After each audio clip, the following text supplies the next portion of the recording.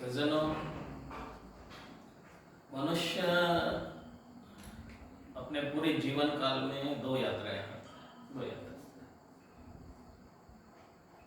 एक शांति की यात्रा और एक शक्ति की यात्रा। और दोनों यात्राओं में फर्क है।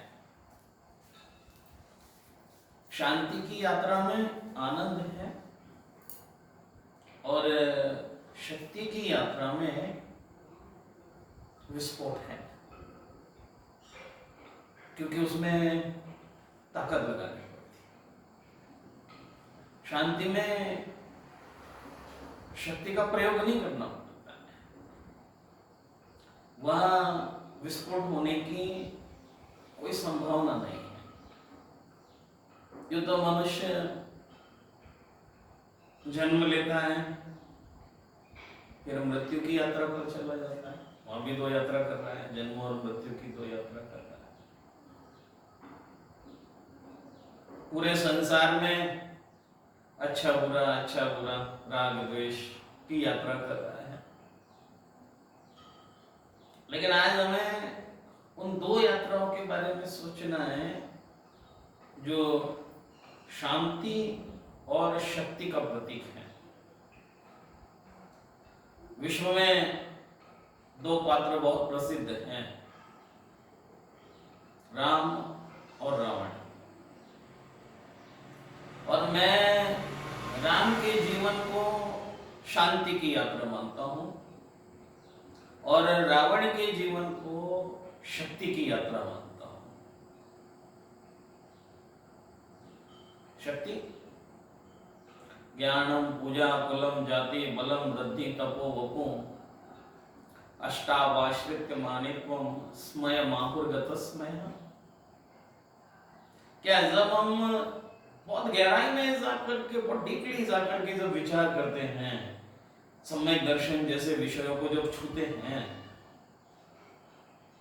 तब पता लगता है कि शांति की यात्रा में और शक्ति की यात्रा में कितना फर्क है। मैं अगर राम के जीवन को शांति की यात्रा कह रहा हूं, मैं अगर रावण के जीवन को शक्ति की यात्रा कह रहा हूं, तो वो केवल उनके नाम से जुड़ा हुआ नहीं है। वो केवल उनके नाम से जोड़ करके मत देखना उसको अपने जीवन की सच्चाई की तरफ लेकर के आना। हमारे भीतर भी दो पात्र हैं, एक राम और एक रावण। हमारे भीतर, हमारे मन में भी दो पात्र जीवित है, सबके मन में। ऐसा नहीं कि कोई व्यक्तिगत। उस रावण की कहानी अलग है। अब आप भी, आज भी उस रावण को, पुतलों को जलाया जाता है। वो शक्ति की यात्रा पर थे ना, इसलिए उनके पुतले जलाए जा रहे हैं।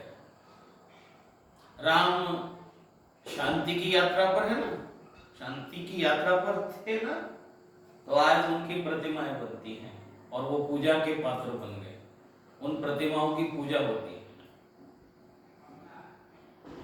उस पुतले को जलाने के पीछे एक उद्देश्य होना था कि बुराई का अंत होना चाहिए था।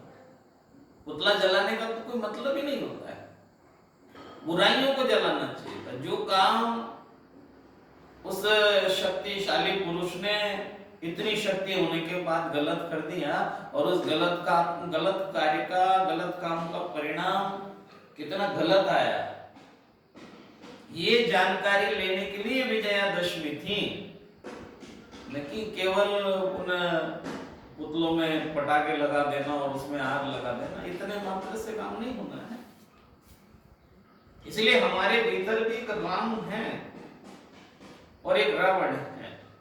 जब हम शांति की यात्रा पर आगे बढ़ते हैं, तो समझ लेना कि हम राम का जीवन जी रहे हैं। और जब हम शक्ति की यात्रा पर दौड़ते हैं, किसी को अपने ज्ञान की शक्ति दिखाने का अनुभव होने लगता है कि दिखाओ आज मेरे पास में कितना ज्ञान है, वो अपनी ज्ञान की ताकत दिखा रहे हैं। दूसरे अर्थ में इसे घमंड कहते हैं, इसे अहंकार कहते हैं। इसे अभिमान कहते हैं। किसी को अपने उच्च कुल का अभिमान है, कोई अपने उच्च कुल की ताकत दिखाता है कि मैं इतने बड़े पावरफुल परिवार में जन्मा हूं। क्या सोच रहे हैं आप? किसी को अपने धन दौलत का अभिमान, अपनी धन दौलत की ताकत दिखाना चाहते हैं कि मैं ऐसे कर दूंगा, मिनट भर में खत्म कर दूंगा, क्योंकि मेरे पास कोई कमी नहीं है ताकत की, रुपयों की, पैसों की। और ऐसा ही गलत फहमी का जीवन रावण का हो गया था। क्या है राम मेरे आगे? ना भूलिएगा, भूलिएगा मत। छोटी सी कील भी, जूतों में अगर छोटी सी कील भी हो ना, और अगर वो बाहर निकल आई हो तो अंदर ही अंदर जुराबों को फाड़ देती है। वो क्या है मेरे आगे, इसका जो एहसास, इसका जो अभिमान, इस शक्ति की यात्रा का जो प्रारंभ रावण ने किया, उसी दिन उसका विनाश निश्चित हो गया था। वो आपने बहुत पुरानी कहावत है, बड़ी प्रसिद्ध कहावत है, मैं केवल उसको दोहरा रहा हूं, उसका अर्थ आप स्वयं समझ जाएंगे। विनाश काले विपरीत बुद्धि। क्या प्रयोग नहीं किया, क्या प्रयत्न नहीं किया, क्या कोशिश नहीं की समझाने की, भरपूर कोशिश की समझाने की, कि किसी तरह से उस शक्ति की यात्रा करने वाले पुरुष को शांति का अनुभव हो जाए। उसे शांति का अनुभव नहीं हुआ। 1,00,000 हाथी 1,25,00,000 नाती, 1,00,000 हाथी 1,25,00,000 नाती, ता रावण घर दिया ना बाती। जो लोग अपनी शान शौकत में चलते थे, शम्मा तक नहीं जलती आज उनकी तुरबत पर, शम्मा तक नहीं जलती। जिनको बड़े बड़े नुमाइंदे थे, वो ताकत दिखा रखी थी, कोई उनके मृतक शरीर पर फूल चढ़ाने वाला भी नहीं दिखाई देता, कोई वहां पर दीपक जलाने वाला भी नहीं दिखाई देता था। रावण घर दिया ना बाती। कितना बड़ा परिवार, कितनी बड़ी शक्ति, और लेकिन शक्ति की यात्रा अधूरी यात्रा है। उसमें लगता है कि मैं सफलता की तरफ जा रहा हूं, लेकिन वो जितनी सफलता का एहसास है वो झूठा है, वो असफलता है। आप दोनों पात्र आपके सामने हैं, शांति और शक्ति। शांति के रूप में राम को देखिएगा, शक्ति के रूप में रावण को देखिएगा। दोनों को चेहरों को आप अच्छी तरह से समझने की कोशिश कीजिएगा। चेहरे बता देंगे आपको उन दोनों के। वहां शांति शांति है, कुछ न होने के बाद भी शांति है। लेकिन ये क्या बात आती है कि कुछ न होने के बाद भी शांति है? क्या कुछ होने के बाद शांति आती है? कुछ होने से मेरा मतलब है बहुत बड़ी बिल्डिंग हो, बहुत अच्छी अच्छी गाड़ियां हो, करोड़ों करोड़ों रुपए वाली है, और लाखों करोड़ों रुपए के गहने पहने हो, सोने चांदी के, तब शांति आती है। अगर तब शांति आती है तो भगवान ऋषभ देव के पास जो वैभव था, तीर्थंकर परमात्मा महावीर के चरणों में जो वैभव खेल रहा था, उनके पीछे दौड़ रहा था, अगर उससे सुख और शांति का अनुभव होने वाला था तो वो उसे ठोकर मार करके क्यों आ गए? जो संसार विषय सुख होता तीर्थंकर क्यों त्यागे?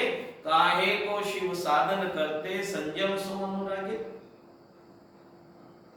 जिसके पीछे आप दौड़ रहे हैं, दुनिया दौड़ रही है, पूरा विश्व दौड़ रहा है, पूरा जनमानस दौड़ रहा है, जिन चीजों के पीछे दौड़ रहा है, उन चीजों को आसानी से वो महापुरुष ठोकर मार करके चले गए। राम ने छोड़ दी, पूरी अयोध्या छोड़ दी, अपने पिता का दिया हुआ वचन पालन करने के लिए। कि नहीं, पिताश्री का जो वचन है उसकी पूर्णतः लाज रखी जाएगी, उसका सम्मान होगा पूरा, अन्यथा राम का तो कोई दोष था ही नहीं उसमें। लेकिन नहीं, पिता का वचन है और पिता के वचन का आप पढ़ते हो, प्राण जाए पर वचन न जाए, परंपरा रही है।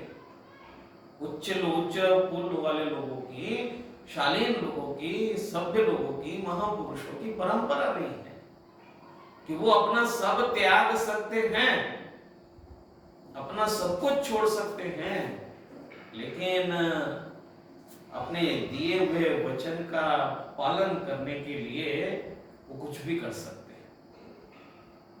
और उन्होंने पालन किया, चले गए, सब छोड़ के सब चले गए जंगलों में, शांति का अनुभव करने लगे, शांति का अनुभव करने लगे, नहीं चाहिए मुझे। और आप देखिए, राम के साथ साथ सीता का भी त्याग देखिए। अब हमें दो यात्रा पर हैं, दो यात्राओं का प्रसंग चल रहा है, शांति की यात्रा और शक्ति की यात्रा। राम का जीवन शांति की यात्रा का प्रतीक है, रावण का जीवन शक्ति की यात्रा का प्रतीक है। तमाम जिंदगी परेशान रहे, तमाम जिंदगी क्रोध में बीत गई, अपनी शक्ति का एहसास कराते कराते इतना एक ऐसा समय आ गया था, ऐसा समय आ गया था कि अगर उनके सामने कोई श्री राम का नाम ले ले तो उनको क्रोध आ जाता था। इनके सामने अगर कोई राम का नाम ले ले तो इनको क्रोध आ जाता था, क्योंकि ये शक्ति की यात्रा है। और इनके सामने कोई रावण का नाम लेता था तो ये मुस्कुरा करके कहते कि जाओ समझाओ, जाओ समझाओ, शायद समझ में आ जाए, मैं युद्ध नहीं चाहता, मैं टकराव नहीं चाहता।